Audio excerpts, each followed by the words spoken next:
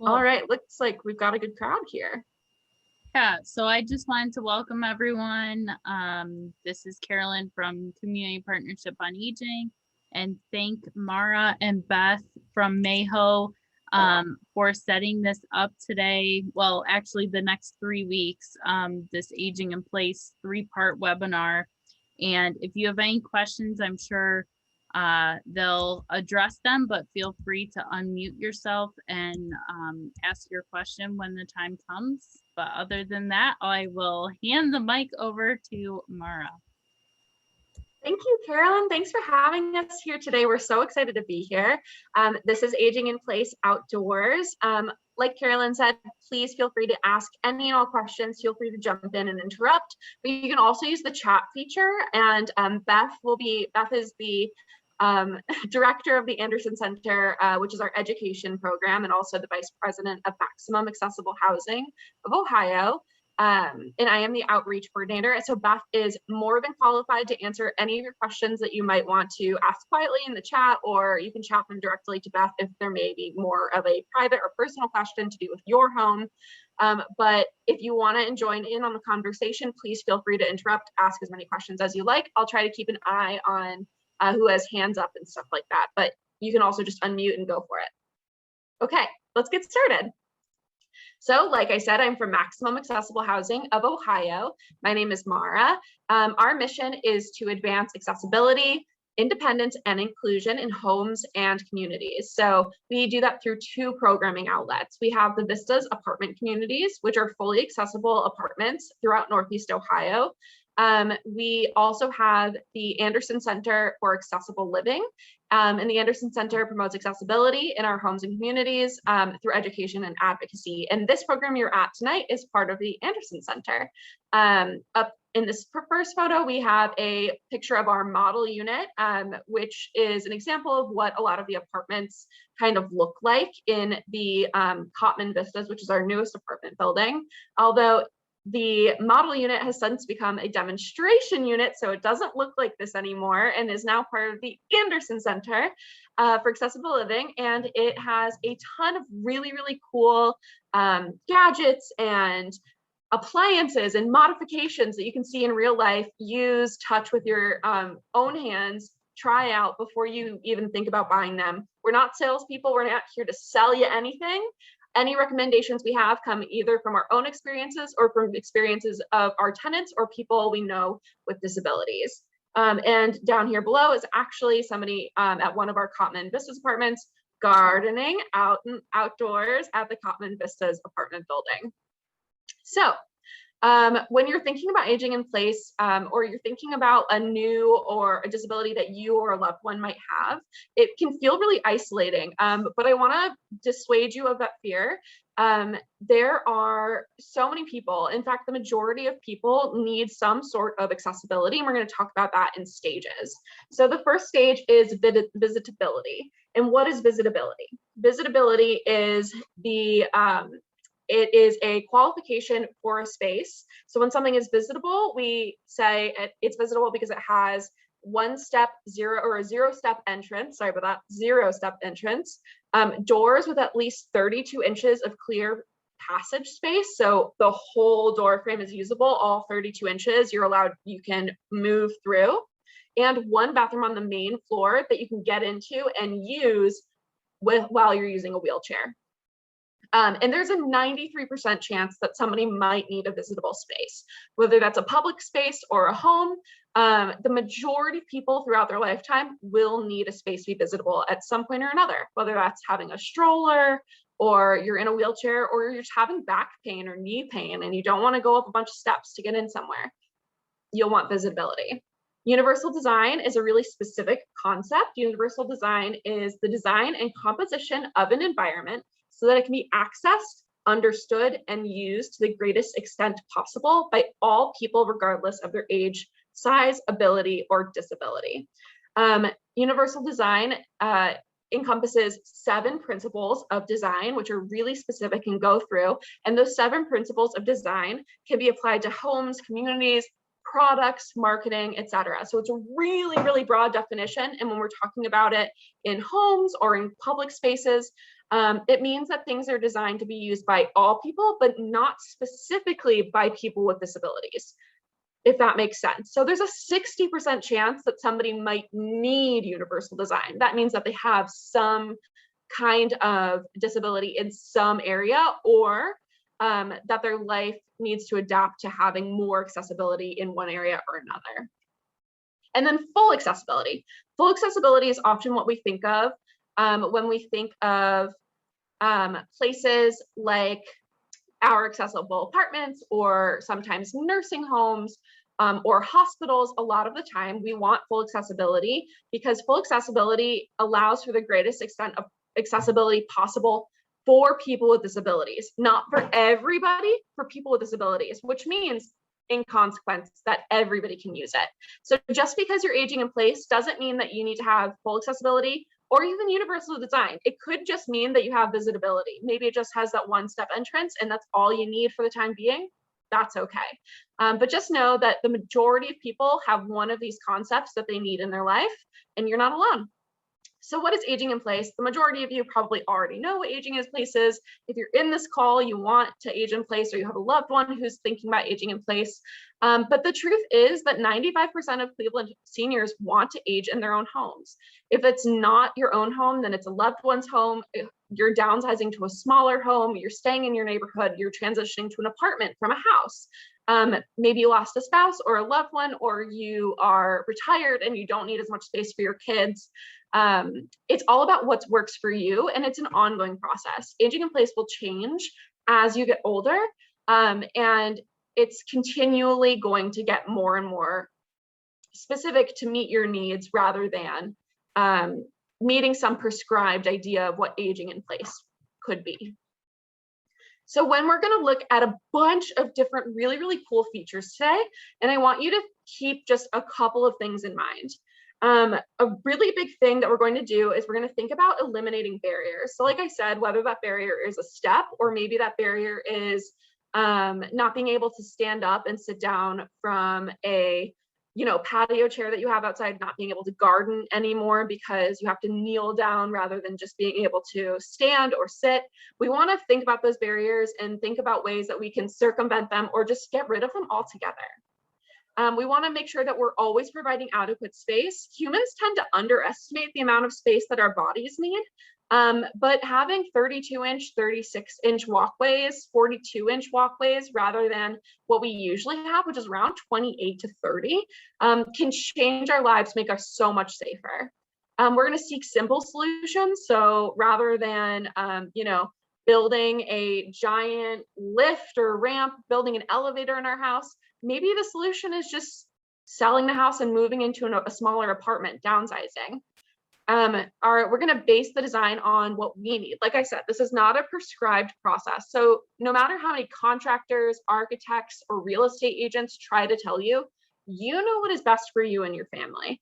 You know what is best for your body and your needs, and that is always what should come first. People can't convince you that you can't have your laundry in your own bathroom if that's where you want to keep your laundry and that's where you throw your piles of laundry anyway. You can have your laundry in your bathroom, even if that sounds kind of unconventional. It doesn't have to be in the basement or in a mudroom kind of situation.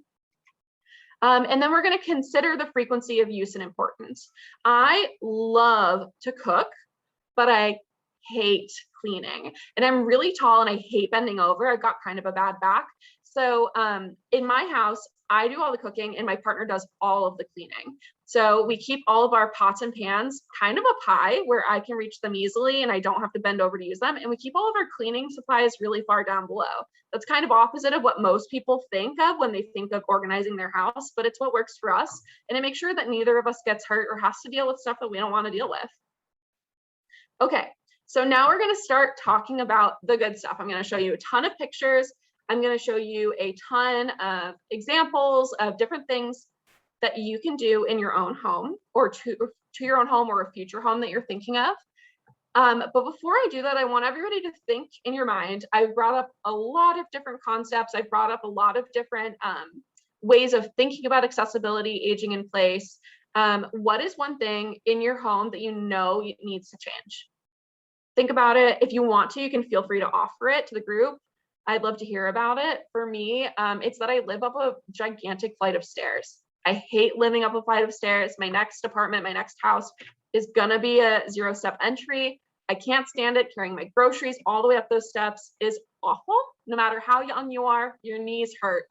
And I'm not doing it anymore. So that's a big barrier that I'm just gonna eliminate. What are some barriers in your home?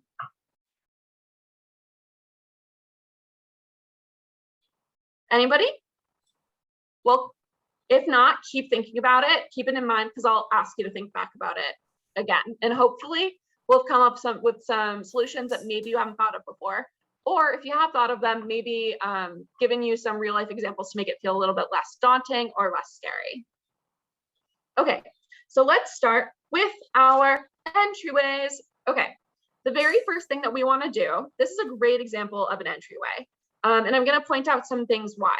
Number one, it's hard to see here. We need to, Beth, we should go back to this property and take another picture of this parcel shelf because it's just such a great parcel shelf. And it's kind of hard to see in this photo, but I'm kind of circling it here with my mouse. A parcel shelf, we all, I'm sure, get tons of packages from Amazon or, other online stores.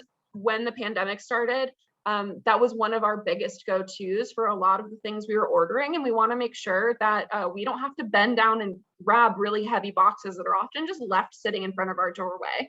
If there's an option where I can stay seated if I'm in a wheelchair or stay standing, if I'm standing and bring the package to me, I want to have a parcel shelf there so it's sitting there for me and I don't have to go searching around my property for where the UPS guy tried to hide it from me, because I sometimes feel like they're trying to hide it, right?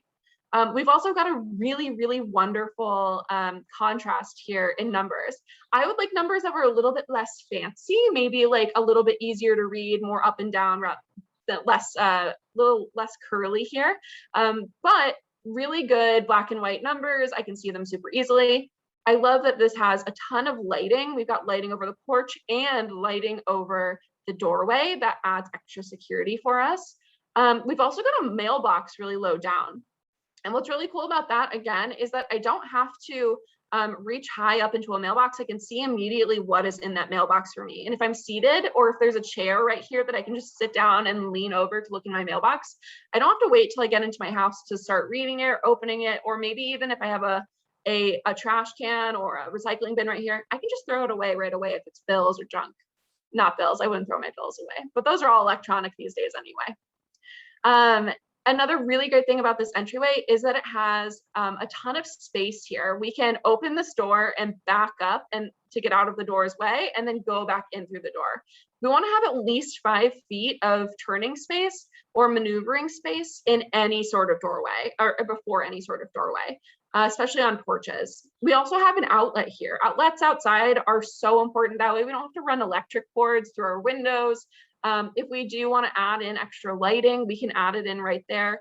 Any snow blowers, leaf blowers, anything that needs to be charged or plugged in can hang out right here. And that way I don't have to go searching for it again and be having those like tripping over cords and stuff like that. Again, a really great example of a parcel shelf right there. There's even like a little clipboard on it right there. We can see this one has a higher up mailbox, probably because the person who lives there is a little bit taller. A 0-step entry. This is a graded sidewalk up to the store and tons of lighting. Again, great, super, you can tell it's easy to read from the street. We want to have a lot of visibility for the address.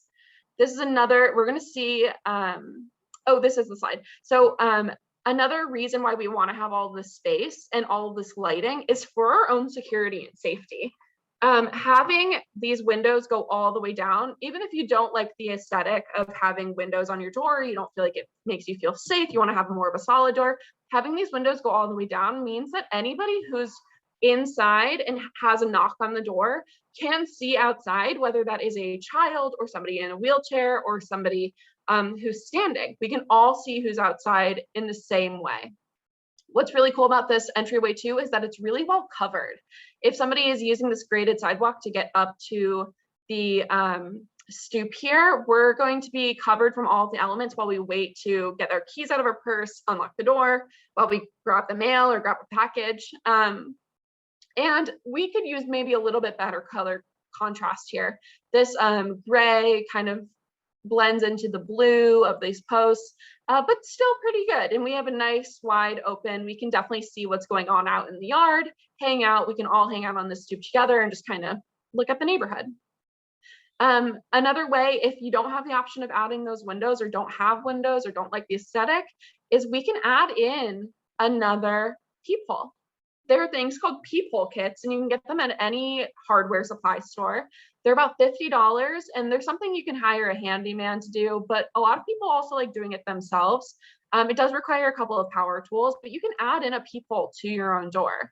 Having a door knocker is also a really good option if you're not into doorbells. A lot of people have relied on technology now for their doorbells, but if you're somebody who relies on that sound or that vibration coming to you, having a door knocker that like really maybe sometimes actually like gives you like the physical sensation of the door shaking can help you know that somebody's there if your hearing is if you're hearing impaired or are hard of hearing. So I also want to point out here that not only do we have these two peepholes for again a grandchild, a child, somebody who's shorter stature or in a wheelchair, we can both see out of these peepholes, and they're pretty inexpensive. But I also want to point out that at the same height of this peephole, so somebody leaning forward to see that peephole can also reach this doorknob. The doorknob's at a really appropriate height.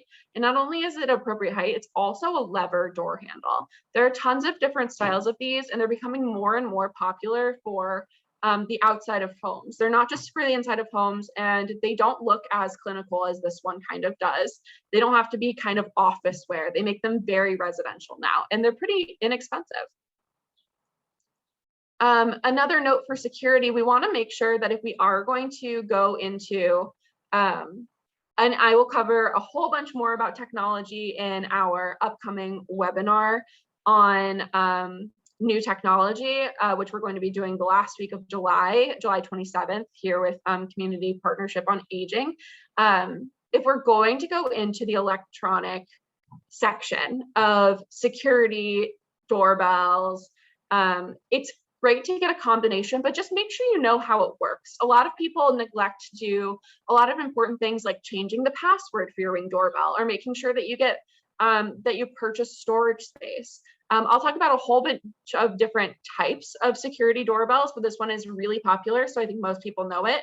Why this one is really great is because it comes in a whole bunch of different colors, so you can get a contrasting color to your house. A lot of time, people who are package thieves or want to break into people's houses will look specifically to make sure that they don't have Ring doorbells. So having one that doesn't blend into your house, even if they're maybe not the most attractive thing in the world, can actually help be a theft prevention tool. In addition to it having the camera, you can also get it to program so that it will alert your phone as well as have the auditory. So again, if you are hard of hearing or hearing impaired, you don't need to rely on the auditory signal. You can look at your phone, have that on vibrate, and there's also flashing lights that you can get in your home as well to make sure that you know all the time if somebody is standing outside of your house. There are also security lights. So this is another Ring product, again, just because it's very popular and common. This one not only has the security camera, but it also has automatic lights that will come on. So automatic lights, I know people worry about their electricity bill, but a lot of the time they pay for themselves by helping to prevent theft and also just keep you safer from any falls, to keep people safe as they approach your home in the dark so they don't slip in the snow. When it's raining, people can always make sure they can get their bearings without lighting. And then this is again a just more traditional type of security camera. They are really, truly super inexpensive now. You can purchase one for about 20 bucks online, sometimes even cheaper. The biggest things you want to remember are just changing those passwords, making sure that if they are connected to your Wi-Fi, that your Wi-Fi is secure and has a uncommon or hard to guess password. I always recommend writing it down on a Post-it note and putting that on your fridge if you're going to do that. And never giving those credentials away to anybody, even if it's a babysitter or a pet sitter, making sure that you keep those really private and knowing that even sometimes people let it slip. I would just keep it in with the people who live in that home even if they're trusted others like aides or maids or people that you will see coming in and out of the house. So now we've talked about the front of the house. How are we going to get into the house? Well, I can talk forever about ramps. Ramps are my passion. I am a huge ramp fan. We want to talk about 0-step entry. This one happens to have 2 methods of entry, so you'll see them right here. And this is actually, I think, a really great multi-purpose ramp. So ramps don't, especially if they're inside of your home, this one is in a garage. This ramp, you can come up in through here, and this is still the inside of the garage. It's not the outside, even though you see this tiling. And people who are coming from, I'm assuming, like the other side of the car can use these steps to get in. They've also added this little shoe rack. Something that they didn't do here that I think they could change is they didn't add a whole bunch of space to open the door. So somebody who's opening in a wheelchair might back up too far and kind of slide down the ramp a little bit. And I would also add a couple of railings here. But this ramp is really wonderful. When we're talking about ramps, we want to make sure that they always have really great handrails. This ramp doesn't have a too great of a handrail. It only has this really wide handrail. And that's okay, because the person who uses this ramp doesn't use the handrail. They don't walk up, they roll up in their wheelchair. So they don't need it necessarily, but people visiting the home might need it. They also have this ramp blending into this add-on of their house. So you can tell that they were really concerned about the aesthetics. They kept it in the back of their house. They wanted to make sure that it matched their aesthetic, and they even matched the paint on the ramp to the paint of their porch, which again is really great. This ramp is also really wonderful because it is a perfect example of having longer than 1 to 12. So 1 to 12 is the rise over run of what a standard ramp has to be. So 1 to 12 is the maximum height, 1 inch rise to 12 inches of run. That's the maximum, the minimum of length that you can do for a ramp. We tend to recommend 20 to 12. It's even better, even more gentle. This one is really, really gentle. You can see going up. It's not a huge lift here. You can see it's probably maybe a foot, but it's got a really good length of 20 feet, about 20 feet here.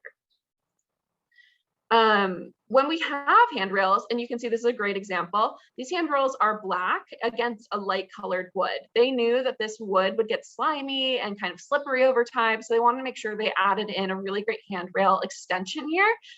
These handrails go all the way up to the building, beyond the building, and beyond the ramp. This ramp with these 12 inches of space here, allow people to get oriented at the top or the bottom of the ramp so that they don't have to have something to grab onto immediately when they get off of the ramp. They don't end suddenly kind of pitching forward.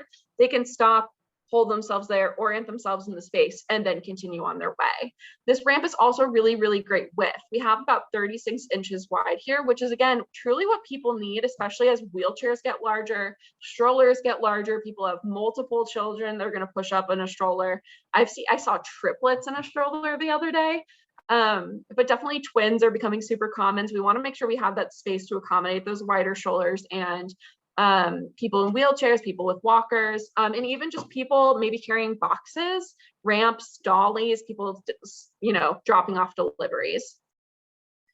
A 12-inch railing return, that's a really great question, is, can you see my mouse? Can somebody verify that you can see my mouse? Yeah, yes. We can see it. Perfect. So I am circling the 12-inch railing return right here with my mouse. It's a little bit hard to see. Maybe it's easier to see over here. The return is what we call it. Maybe there's a better picture of it next. No. Let's see. Oh, we don't have a great example of a return, but sometimes you'll see the ramp ends in like a sort of a C or a D shape. It comes back around. This one just ends in a straight line, but it's still considered kind of a return. We have this extra space here that we can stop and orient ourselves before we move on from the ramp. I hope that makes sense. Mara, I have a picture that I will put into the chat. Perfect. That's great. I'll put one of a metal ramp and one that's a white one as well. So I'll throw those in the chat for you guys. Thank you, Beth. And I'll make sure to add that to our next presentation. We're always changing our presentations to make sure that they make sense to the most people. We want them to be accessible. Okay. Let's see here. Coming up next, we have lifts. So lifts are a really good alternative when ramps aren't possible, or space is limited, or the individual can't use a ramp. Sometimes people aren't able to use a ramp. They need a lift. They need to get up to the space, or the space doesn't allow for one. And while a ramp might cost an average of like $1,500 to like $3,000-ish, depending on the type of material that you're going to use, whether it's permanent or impermanent. Although also depending on the cost of wood, wood has gotten really expensive now, but people also expect that to drop again in the future. It's not going to stay this expensive forever. Lifts are always about $5,000 and usually more, and that doesn't include the cost of maintenance. There are a couple of programs that will cover lifts, but most insurances do not cover them. The only one we know about is the Veterans Association will sometimes cover lifts for veterans who have been injured in combat. But again, there's more to that program. And if you are a veteran, feel free to ask specific questions and we can direct you to people who know more about that. But if you were considering a ramp because you just didn't like the look of if you were considering a lift because you didn't like the look of a ramp or you weren't interested in a ramp, I would definitely explore ramps more and the different kind of materials and aesthetics that they can fit. If we are not ready for a ramp yet and we're just, here's a good example of a return. There we go. That's a really good one. We can see the return there.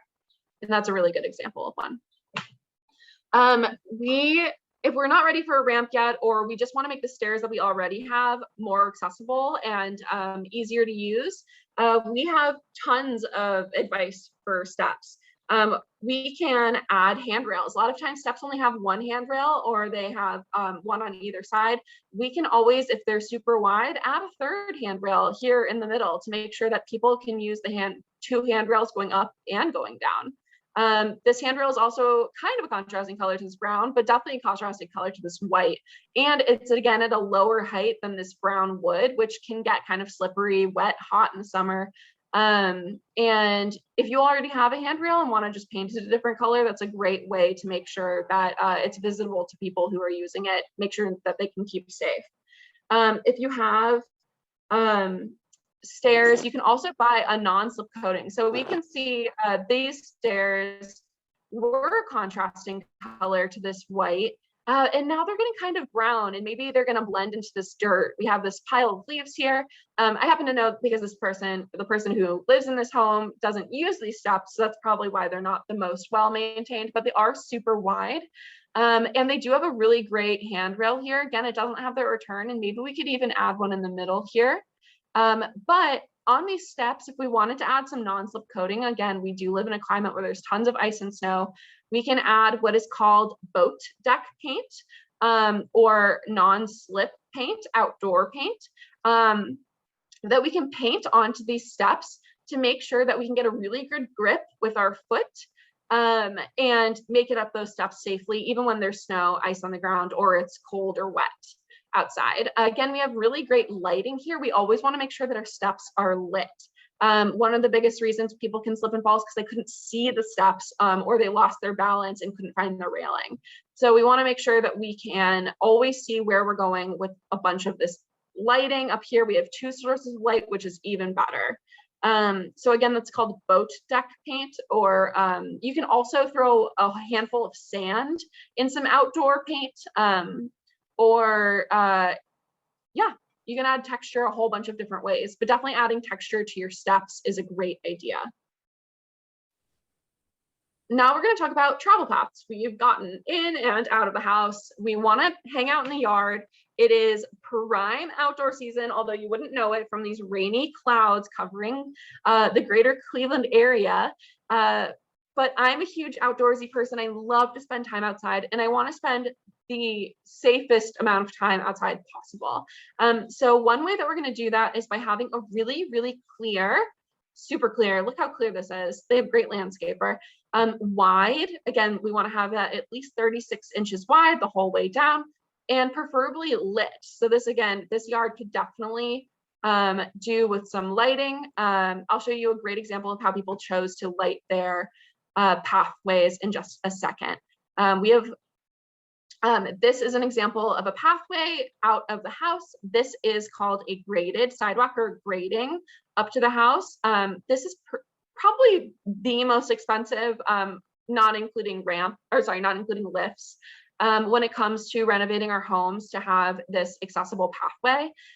These people chose to have, because you have to build up a lot of the time the land to be equal to the front porch or the stoop that you have that leads into your entryway. But if you do choose to do it, we recommend that you do not go with pavers. And I'll show you why in just a second. So these people chose to have pavers here. They look really, really beautiful. They built up these side walls pretty okay, almost all the way up. I would maybe add some railings here, just because it seems like a pretty steep drop if you were to go off the edge there. But within 4 years, only 4 years of doing all this beautiful paving work that I'm sure wasn't cheap, they replaced it. And they replaced it because a lot of time pavers will pop up. And do you see they added in those railings there? I didn't even notice that before. They also added in some lighting here, and as well as there and there. You can tell that these people really care about their safety and really care about making this space as usable for them as possible. So while it's not as aesthetically pleasing, it doesn't match the facade of their house perfectly. They did replace those because plants, roots can get under them, especially if you have some landscaping on either side. We want to make sure that it's super even with the most used part of the driveway. And we also want to make sure that it's super safe. Nobody's going to go off the sides here at any time. It's really well lit. So we would recommend going with longer concrete blocks if you're going to go with it, and less with small pavers. This is another really great example of a graded sidewalk from the driveway up into the house. Again, lots of room to turn around here, good contrasting signage, and lots of lighting. These are solar powered lights.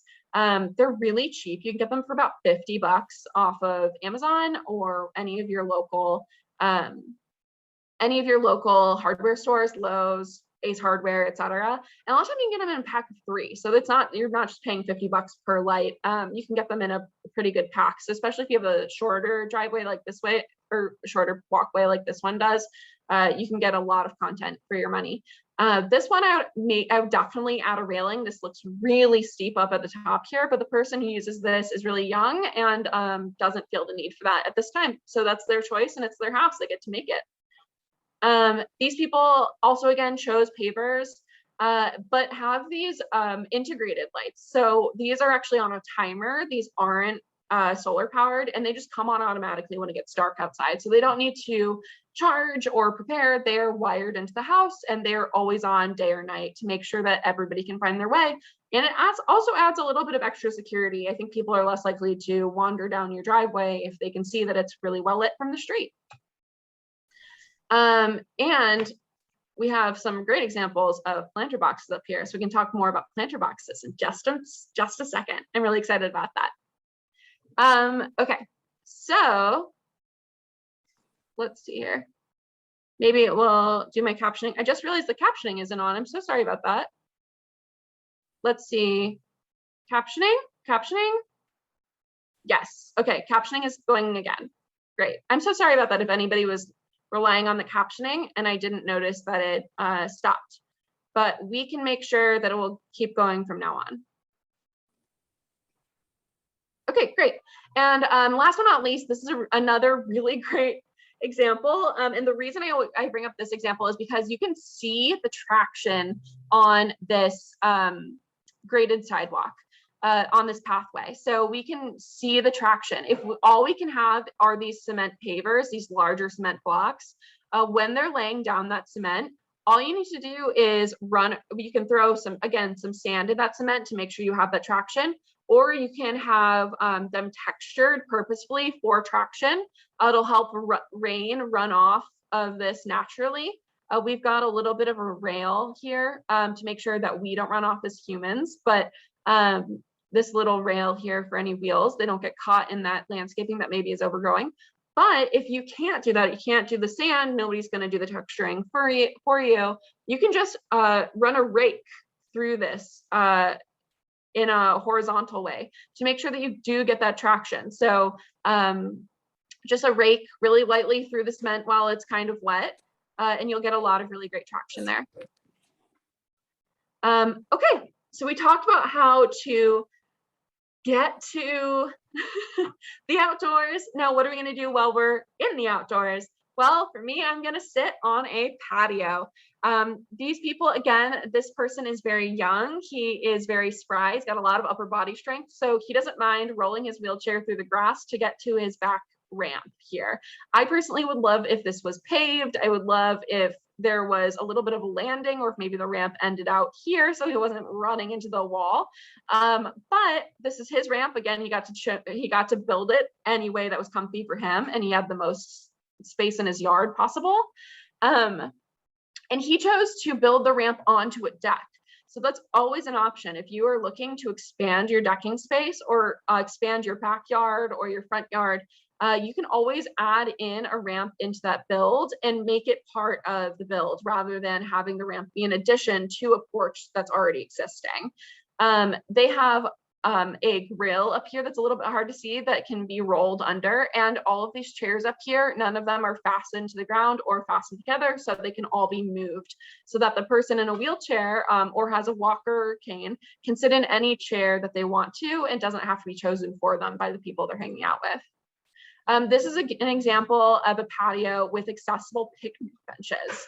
Again, grills here that can be rolled under or rolled up alongside, benches that we can hang out next to or sit in front of so we can talk to the people we're talking to. But these picnic benches are just regular picnic benches with the second bench taken off. That's all they are. You can make a picnic bench accessible just by taking that second bench off. And then if you're worried about seating, you can always just pull up a deck chair next to that person with a wheelchair on that other side. And everybody can hang out at the same table, super accessible, super equitable. We have, again, garden boxes and a little hanging planter on a plant stand. More examples of accessible gardening that we'll talk about in just a second. If you can tell, I love gardening and I'm super excited to talk about it. And what I also really like, again, is I really like the shade, so everybody can hang out for as long as they want. They don't have to worry about the sun beating down on them. Umbrellas are a really affordable way to create shade in your backyard if you don't have trees, or if you need to take the trees out because they're causing damage to your foundation or dropping fruits, nuts, etc. We can always have umbrellas. But I also really like this one because it's paved. People can go right from the driveway, right from that parking lot into the patio without having to navigate grass or pavers or step into the yard. They can roll right up or walk right up and everybody can join in the same place. This is an example of universal design that I mentioned earlier. We have a universally designed garden space. And what I really like about this and why I put it in the patio section is we can see these really wide pathways. This pathway is at least 5 feet wide, which is much wider than we would ever require people to have or ask people to have, unless that's what they wanted, to have turning space for every single person. But not only are the pathways super, super wide, the pavers are extremely flat. There are kind of hip level or like kind of thigh level seating areas all along here. So people, if they get tired, don't have to go find a bench. They can just kind of rest on these low walls here. And there's also heights of tables, heights of these planter boxes for everybody to enjoy. So this was universally designed for everybody to get in on the gardening in Chicago, but it's definitely something we can implement here. And we'll talk a little bit more about that in this gardening section. Gardens, who here is a gardener? Do we have any gardeners? Anybody? Raise a hand. I see a couple people, yes, nodding. I love to garden. Believe it or not, it is not too late to garden this season. It's only July, we can still plant beans, we could plant peas, we could plant cucumbers, there's tons of stuff we can still plant for the summer. So if you thought that your gardening days were over because you can no longer kneel onto the ground, I'm here to tell you that isn't the truth. You can keep gardening for as long as you want, because there's tons of different ways and options that we can continue gardening. This is a really beautiful planter box that was built. And these are pretty cheap. You can get one of these for about $100, $150. Again, at any of your local gardening centers or hardware stores even. I know Lowe's has them. I know Home Depot has them. You can order them offline even, they'll ship them to you, and they're pretty simple to put together. And they hold a really decent, this is at least 2 square feet of gardening, which we all know square foot gardening. We can pack a ton in there. There's tons of books on square foot gardening that I love. And we can see she's using this chair, able to sit and enjoy her garden without having to lean over, and even without having to get off of her porch. This is a really great option if you are limited for outdoor space. You only have a patio, a deck, or maybe a balcony. This can always be fit and measured to the size that you need. I really love this option because this person loved to garden, can no longer garden, can't use her hands really for planting or anything like that, but she can still water her plants by herself. And so she has made a small sort of jungle garden here on her own patio with just plant stands and common house plants that are really easy and really, we have some pothos here. We've got some spider plants here, really fruitful plants that are super easy to grow and sit outside in the summertime that you can enjoy being surrounded by plants without having to do a lot of laborious gardening. I also really like that she has a big long handle for the plants that are in the back. We've got a long, what is this called? I've lost the word. Somebody remind me. Watering can. I got it. It's the end of the day, can you tell? And we've got a short watering can for these plants that are lower down or right near her. And I really like that option too. Another option, if you're not able to get into the garden anymore and you still really want to enjoy those fresh flowers, are native gardens or our wildflower gardens. You will see these on the page cover, front to back of all of the gardening magazines right now. There is nothing more hot in the gardening scene than wildflower or native flower, sometimes called bumblebee or butterfly gardens. There are tons of plants, especially in Northeast Ohio, that are native to Northeast Ohio, are really beneficial to your soil and also to the bees and animals that live naturally in this climate that grow super easily and are gorgeous. Even things we've gotten here like lavender, super easy to grow, daylilies, super easy to grow. We can make, and a lot of people do that just truly by grabbing that packet of wildflower seeds, especially if you get Northeast Ohio wildflower seeds. You can buy those online for less than $2, and just sprinkling them. Sometimes you can get them for free from some gardening centers if they're doing a butterfly, or your local nature center if they're doing butterfly or bee conservation gardens. And this is a really good option if you're no longer able to kind of cultivate your garden but still want to have that look of a lush full garden. Wildflower gardens, I'm a fan. If you do still want to garden, especially herbs and things, I know those can be a little bit finicky. You don't want them to take over your entire garden, but you don't have the room outside anymore, or you just can't get your hands into that soil anymore. These are becoming more and more affordable. These are countertop gardens, sometimes called countertop herb gardens.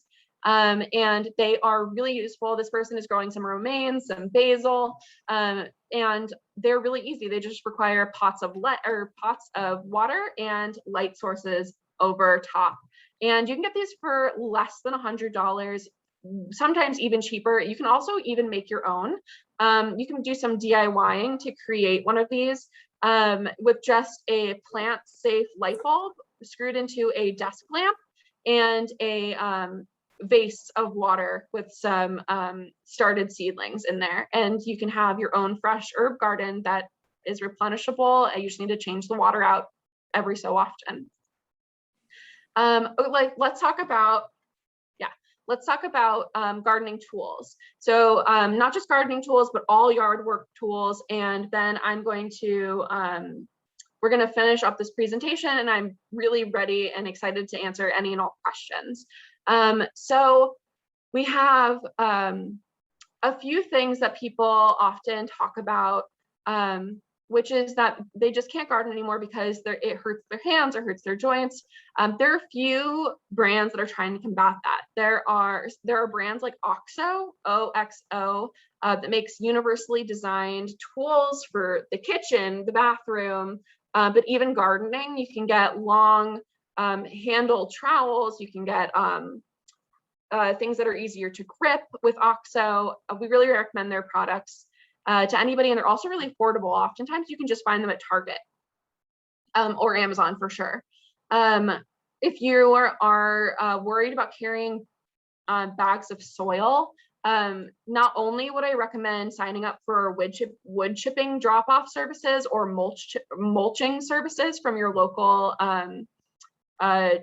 tree farming plant or tree processing plant. A lot of times they will come and drop off a ton of mulch that they've created, or a lot of times CSAs, community, did I mean that? CSA, crop sharing associations, community gardening. Yes.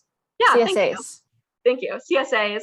A lot of time they'll have extra produce that they'll compost and have an excess of compost. I would really recommend reaching out to them and getting some of their excess compost. They will come and drop it off for you, especially if you mention that you are a senior, or if you mention that you are unable to come get it because of a disability, they will come and drop it off to you. And if you're not able to carry that around, get a wagon. We were all kids with wagons at some point. Wagons were such an integral part of being outside for me, especially as a child. I know they work for a lot of other people. They make classic wagons like this one, costs $30, super sturdy, with these really all-terrain wheels and metal sides to carry large rocks, bags of soil, your tools, a stool. And they also make dumping shovels. So if you don't want to carry a wheelbarrow around anymore, you don't have the strength for that, it does require a lot of upper body strength, you can let the machine do the work for you and just pull it behind you. You can also get a stool. This stool, I wouldn't recommend this stool the most because it does look like somebody is in danger of sitting on this trowel. But what I like about this stool is it's really lightweight, it's really easy to carry both your tools and then have them right around you when you sit down. And that way you don't need to sit on your knees. If you are going to sit on your knees, this is a really good option for you. These are really, really inexpensive. To find them, I would just look up like gardening seat or gardening, like kneeling seat or kneeling stool, gardening stool. And again, this is the same concept, except that this stool also flips over so that you can use it on the other side and have these as a little bit of assistance. I wouldn't rely on them to push you up, but a little bit of assistance to push you up from that kneeling position. So you don't need to push from the ground. You can have a little bit of a higher advantage there. We also recommend, this one is a plug-in option, but we really recommend electric rather than gas. We always want to make sure these things are as lightweight as possible, tough as possible, and that they use electric rather than gas. Why do I say electric rather than gas? Well, it's not just because of the prices of gas that are, always going up every summer, but also because, well, one, it eliminates the barrier of having to go to the gas station or go to the hardware store and get that gas for your lawnmower, or your leaf blower or edger. But also, they're much lighter because they're not carrying the weight of the gas tank. They're also, a lot of the times, they'll have a longer shelf life because they don't have to process the fuel, process the fumes. And yeah, and they're a lot more lightweight. They're really great. And they're usually pretty good for the environment. These ones are also self-propelling. A lot of lawnmowers that are gas are self-propelling, but a lot of them that are electric also are, and they're a lot more lightweight. This one even collects the shavings for you, so you don't need to go around with an extra tool to blow the shavings off of your lawn. You can just collect them right here in this lawnmower and you're ready to go. Let's see. Yeah, so there's tons of services that you can sign up for if you're looking for somebody to help you care for your garden. Not only are there the traditional services where you can reach out to your community, your church, your local your neighbor, ask if their son can mow your lawn, or if you know, a Girl Scout troop wants to come and garden with you or paint the numbers on your curb.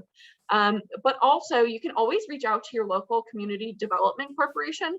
A lot of time they have a vested interest in making sure that the neighborhood stays looking really nice. So if you need somebody to rake your lawn in the winter or in the fall and it's just getting too cold or there's too many leaves, you don't want to drop off those things, reach out to your local community development corporation. Every single city has one, I promise. And 99% of the time, they're going to have some sort of beautification service, especially for seniors, to make sure that the neighborhood stays nice. And sometimes they'll even do things like help you fix a porch step, or help you trim your lawn or edge your lawn. Okay, so let's talk about assessments. We want to make sure that if we are going to age in place, that we're going to do it to match all of our needs. And sometimes we don't even know the needs that we're missing out on. Sometimes things aren't glaringly obvious to us because we've been doing them that way for 1,000 years. And it doesn't feel necessary to fix them, quote unquote. So assessments can be a really, really good way to help you identify those needs. And I'm just going to go through these quickly. If you have any questions, please feel free to put them in the chat or raise your hand or just shout them out, because I'm running a little bit short on time. I love to talk, and I'm working on that. So we want to identify and prioritize the needs. They can be done informally or formally, either with a professional like a social worker or a PT or an OT, an occupational therapist, or somebody like MAHO. You can do them with a friend or family, and there's tons of resources online. And if you're interested in getting some of our favorite assessments or having an assessment done by MAHO, please reach out to us, because MAHO also does home assessments, and they're free for homeowners in Cuyahoga County. Participants receive up to 2 hours of home accessibility counseling by MAHO's experts. It's totally COVID safe. We are vaccinated and wear masks anytime we are in your home. We'll also give you a detailed report and recommendations for products and home modifications, and recommendations for funding sources. So we know that this is it can become a really expensive process, but it doesn't have to be, and you don't have to go it alone, and we're happy to help you. If you are going to shop for a lot of these things by yourself, make sure that you're always reading product reviews. We like to make sure we always check Amazon and Consumer Reports. If you are going to online shop, that's a really good option because it allows for a lot of cost comparison. One thing is that online shopping is really hard to do returns. Oftentimes you have to go find somewhere to do returns in person, especially if things are from Amazon. They can be harder to return, or a lot of times it causes a lot of waste. It's bad for the environment to do a lot of returns. So you can do that, but you can also come to our our demonstration unit and try things out for yourself first. You can always call ahead and see. Our demonstration unit is currently under construction, but it'll be open again before fall. So if you are thinking about making some of these changes to the outside of your home, feel free to give us a call, and we are happy to help you. You can also do traditional retail. A lot of times, local hardware store owners, people who work there, are really excited to talk to you. People in medical supply stores. And there's also the Home Repair Resource Center. They have a ton of really great, really safe stores that they recommend on their website. And I would really recommend you looking there on the website if you're looking to see which stores might have things in stock near you. If you're looking for a loan, the HELP program is really easy to get in contact with. They do them through Key Bank and Huntington Bank. You can find applications at any of those locations as well, or online, and that's through the Cuyahoga County Housing Enhancement Loan Program. There's also SHAP, or the Senior Housing Assistance Program, and there's also your local CDCs that I talked about. This one will have a list of all of the Northeast Ohio, or like Cleveland suburbs, as well as Cleveland proper CDCs that are available there for you. If you're looking for home modification assistance, you can always look at Rebuilding Together. So home modifications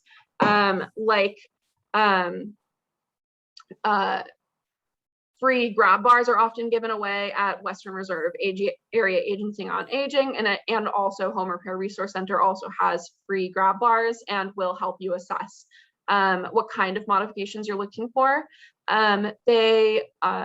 Your independent living center is also a really, really great resource. They have a ton of things like wheelchairs and walkers and canes that they can lend out to you if you have a sudden thing that happens and you can't get to a medical supply store right away. They are super great about lending things out.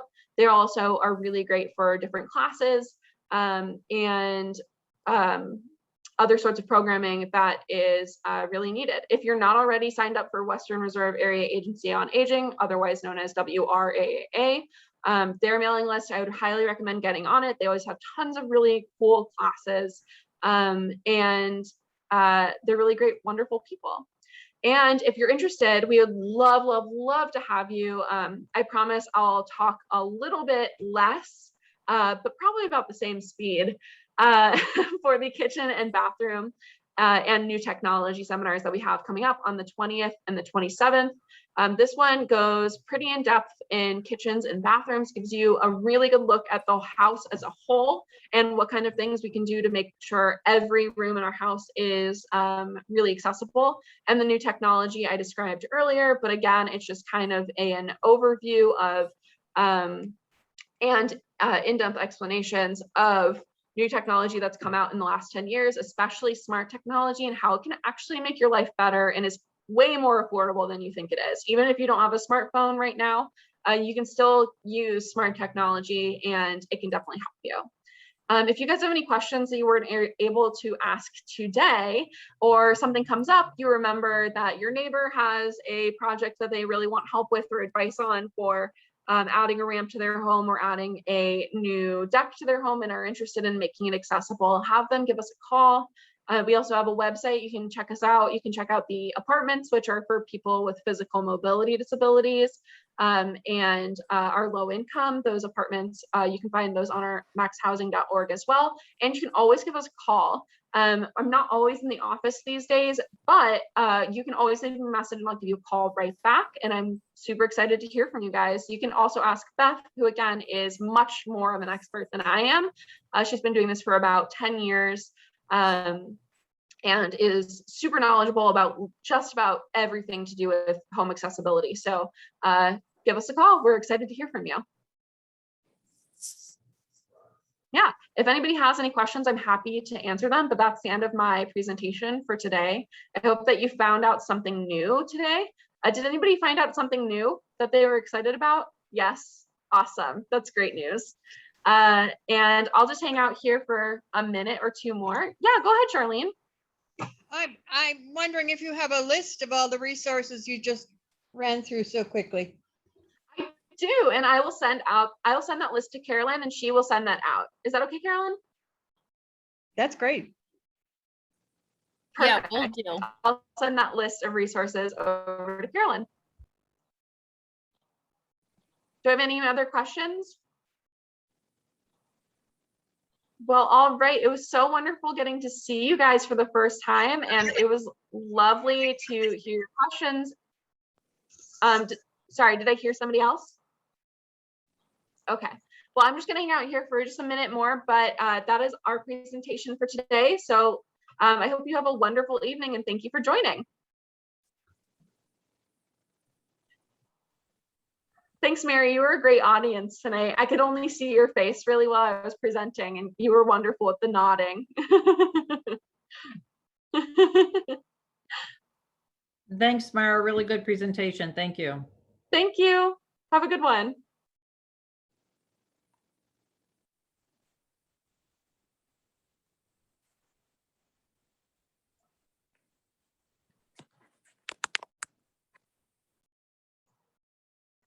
Let's see.